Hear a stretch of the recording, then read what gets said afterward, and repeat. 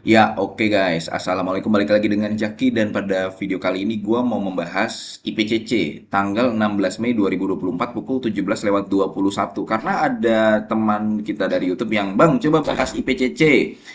Jadi IPCC ini ya dia pengoperasian bongkar muat kendaraan ya, bukan cuman kendaraan mobil, tapi alat berat juga dia termasuk di Tanjung Priuk dan beberapa terminal pelabuhan di wilayah lain di Medan ada, kemudian ada di wilayah Gresik dan sebagainya.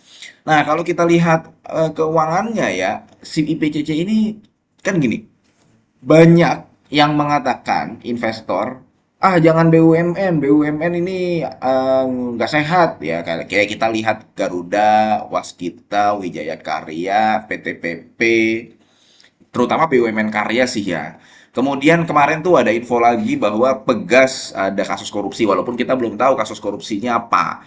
Nah, IPCC bisa jadi salah satu solusi kalau lu mau koleksi saham BUMN. IPCC kan ini bagian dari Pelindo. Nah, dia bisa jadi salah satu solusi kalau lu mau koleksi saham BUMN yang benar-benar membuat lu yakin. Apalagi dia rutin membagikan dividen. Karena ekuitasnya bertumbuh terus, guys. Dan kalau ekuitasnya bertumbuh terus, harga sahamnya walaupun tidak bertumbuh, tapi book value-nya bertumbuh terus. Maka di tahun 2009, dia di angka 590, sekarang book value-nya sudah di angka 593. Jadi harga sekarang, harga 685 ini masih di bawah book value-nya dia. Otomatis PBV-nya belum satu, masih di angka 0,99 lah. Nah, memang IPCC ini masih diuntungkan dalam beberapa tahun ini ya, atau setelah IPO. IPO kan tahun 2016 kalau gua nggak salah, harga sahamnya di angka 1.600-an. Memang IPCC ini masih diuntungkan karena banyak industri yang berada di wilayah Jakarta dan Jawa Barat ya, proses deliverynya, aksesnya itu masih ke IPCC, termasuk kayak ekspor mobil, impor mobil, alat berat, ya dia masih melalui IPCC. Dan dia juga masih diuntungkan karena bisa jadi ada banyak perusahaan-perusahaan yang masih nyaman dengan pelayanan dari IPCC, atau ada banyak kapal yang masih nyaman bersandarnya ke wilayah Tanjung Priok. Jadi berbagai macam faktor itu ya. Selain itu ada faktor-faktor lain. IPCC masih diuntungkan. Namun, memang ada beberapa hal yang perlu dipertimbangkan. Dan kenapa IPCC ini semakin menjauh dari harga IPO-nya? Karena adanya terminal yang itu guys, gue pernah bikin video IPCC itu dan waktu itu memang gue sudah sampaikan bahwa jadi lu bisa lihat di YouTube ya guys ya, di Belanja Saham. IPCC ini gue pernah bahas nih guys, sekitar setahun yang lalu. Sekitar setahun yang lalu kalau gue nggak salah nih. 3 bulan ini 3 bulan, nah setahun yang lalu nih guys. Nah yang ini guys, gue pernah membahas bahwa salah satu yang membuat IPCC ini perlu memperhatikan kinerjanya adalah adanya terminal Patimban itu guys, yang di wilayah Jawa Barat, di Sumedang kalau gue nggak salah. Nah, berbeda dengan Tanjung Priuk ya, Patimban ini yang punya kebanyakan Jepang. Pemegang sahamnya Toyota, Toyo Fuji Shipping, Kamigumi. Betul ada Pelindonya. Pelindonya tapi di sini angkanya cuma 10% guys. Kalau 10%. Dan ini konsorsium.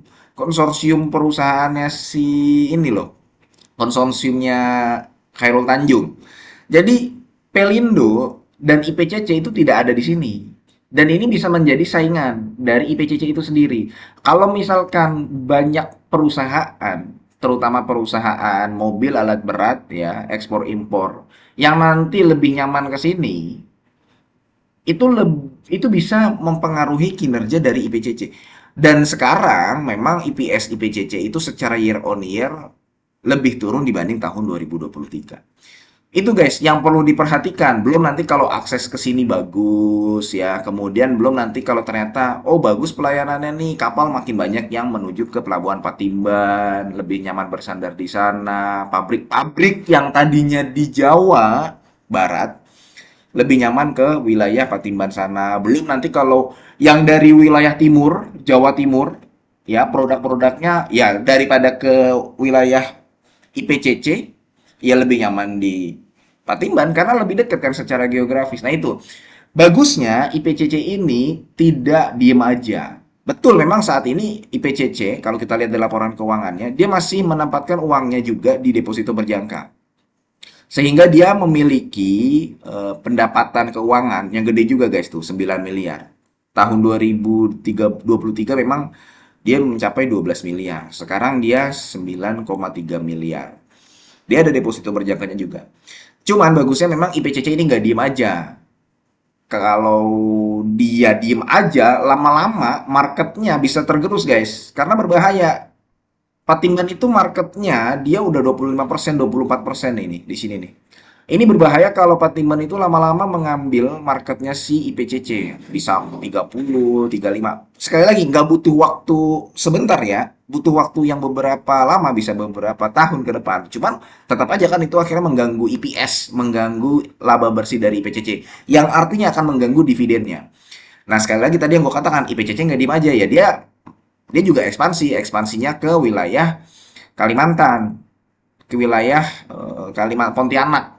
Jadi ada terminal Semayang Balikpapan ya di wilayah Kalimantan sana. Ya itu dia harus bisa memaksimalkan. Ya lu kalau lihat beritanya nih guys di sini nih guys. Tuh. Tuh. Garap terminal roll di Balikpapan. Jadi ini merupakan salah satu ekspansinya dari IPCC. Memang nggak gampang, makanya pelan-pelan ekspansinya. Harapannya sih di wilayah Balikpapan atau Kalimantan, ya nanti bisa seperti wilayah Jawa. Harapannya begitu ya, karena kan IKN di sana, ada IKN di sana. Nah, IPCC diuntungkan. Cuman kalau IPCC-nya diem aja, ya dia akan termakan nih sama ini nih. Tapi terlepas daripada itu semua, sekali lagi, IPCC merupakan BUMN bagian dari Pelindo yang sampai saat ini minim berita negatif.